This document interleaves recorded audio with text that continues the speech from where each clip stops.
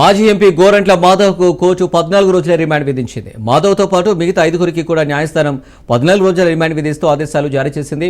మాధవ్ను తొలుత నల్లపాడు పిఎస్ నుంచి గుంటూరు జీజీహెచ్కు తరలించిన పోలీసులు అక్కడ వైద్య పరీక్షలు చేయించారు. వైద్య పరీక్షల అనంతరం మాధవ్ను ప్రత్యేక మొబైల్ కోర్టు జడ్జి ఎదుట ప్రవేశపెట్టారు. మాధవ్ తరపున మాజీ ఏఏజీ పొన్నవలు సుధాకర్ వాదనలు వినిపించారు. గోరంట్ల మాధవ్కు రిమాండ్ తిరస్కరించాలని కోర్టును కోరారు. వాదనలు విన్న ప్రత్యేక మొబైల్ కోర్టు జడ్జి మాధవ్కు ఏప్రిల్ 24 వరకు రిమాండ్ విధించారు. కోర్టు ఆదేశాల మేరకు మాధవ్ సహా నిందితులందరినీ నెల్లూరు జిల్లా జైలుకు తరలించారు.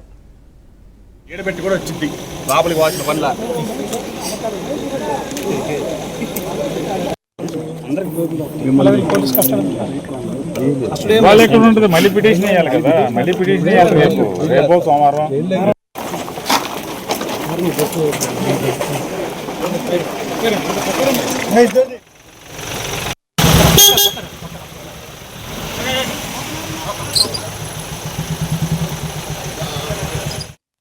దీనికి సంబంధించి డీటెయిల్స్ రమేష్ అందిస్తారు. రమేష్.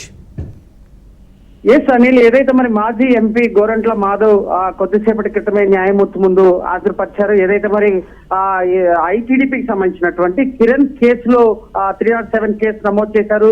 మాజీ ఎంపీ గోరంట్ల మాధవ్ తో పాటు మరో 5గురు పైన కూడా కేసు నమోదు చేసినటువంటి పరిస్థితి కనపడుతుంది. అయితే ఈ నేపథ్యంలోనే ఇరు లాయర్ల మధ్య కూడా వాదనలు దాదాపు 3 గంటల పాటు వాదనలు జరిగినటువంటి నేపథ్యంలో కూడా ఏదైతే మరి 307 కి సంబంధించి, ఎందుకంటే నల్లబాడు పోలీసులు పెట్టినటువంటి కేసు చెల్లదంటూ కూడా మరి గోరంట్ల మాధవ్కి సంబంధించినటువంటి న్యాయవాదులు కూడా వాదనలు వినిపించినటువంటి నేపథ్యంలో మొబైల్ కోర్టుకు సంబంధించినటువంటి న్యాయమూర్తి ముందు ఇరు పార్టీలకు సంబంధించి కూడా వాదనలు వినిపించారు. అయితే 3 గంటల పాటు హోరాహోరీగా వాదనలు జరిగినటువంటి నేపథ్యంలో కూడా ఆయనకి న్యాయమూర్తి రిమాండ్ విధిస్తూ 14 రోజుల పాటు రిమాండ్ విధిస్తూ కూడా న్యాయమూర్తి తీర్పిచ్చినటువంటి పరిస్థితి కనపడుతుంది. ఈ నేపథ్యంలోనే అటు గుంటూరు జిల్లా కారాగారానికి తరలిస్తారని ఒక ఊహాగానాలు వినిపించినటువంటి నేపథ్యంలో అటు మాధవ్ సిఏ ఏదైతే మాజీ సిఏగా అధికారిగా పనిచేసినటువంటి నేపథ్యంలో ఆయన్ని న్యాయమూర్తి గుంటూరు జిల్లా జైలుకి వెళ్తారా లేదా నెల్లూరు వెళ్తారా అనేది కూడా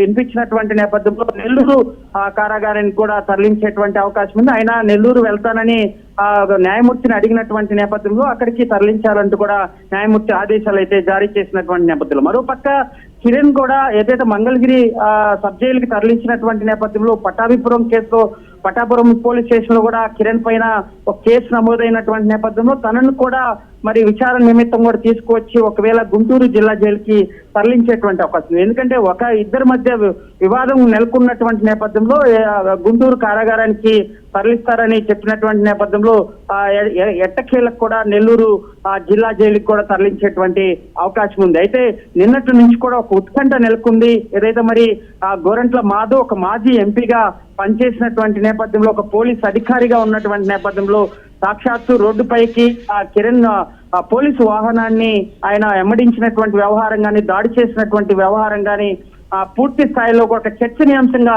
మారినటువంటి పరిస్థితి కనపడుతుంది.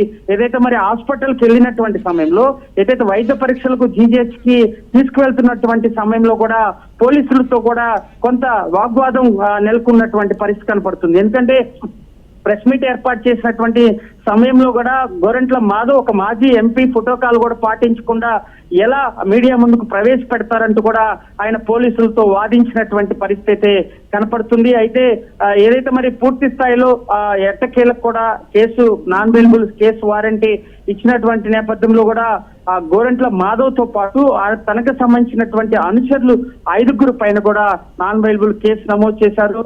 ఏదైతే మరి గుంటూరు న్యాయమూర్తి ముందు రిమాండ్ విధించిన తర్వాత రోడ్డు మార్గంలో కూడా నెల్లూరు జిల్లా జైలుకి తరలించేటువంటి అవకాశం అయితే కనిపిస్తుంది. నిన్నటి నుంచి జరుగుతున్నటువంటి ఈ వివాదానికి ఏదైతే మరి వైఎస్ భారతి పైన చేసినటువంటి కిరణ్ చేసినటువంటి వ్యాఖ్యలు వ్యవహారం కానీ ప్రభుత్వం చాలా సీరియస్ గా తీసుకొని తన పైన కూడా ఇప్పటికే చర్యలు తీసుకుంది. ఏదైతే మరి చట్టం తన చేతిలో తీసుకొని గోరంట్ల మాధవ్ చేసినటువంటి వ్యవహారం తన అనుచరులు చేసినటువంటి వ్యవహారం కూడా ఎట్టకేలు కూడా జైలు పాలైనటువంటి పరిస్థితి కనపడుతూ ఒక మాజీ ఎంపీ పోలీస్ అధికారిగా పనిచేసినటువంటి గోరంట్ల మాధవ్ చట్టం తన చేతిలో తీసుకోవడం వలన ఈ రోజు జైలు పాలైనటువంటి పరిస్థితి కనపడుతుంది. రాజకీయ వర్గాల్లో కూడా ఇదే చర్చ కొనసాగుతున్నటువంటి పరిస్థితి కనపడుతుందని.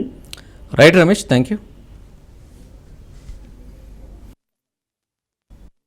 వాళ్ళు ఎక్కడ ఉంటుంది, మళ్ళీ పిటిషన్ వేయాలి కదా, మళ్ళీ పిటిషన్ వేయాలి రేపు సోమవారం.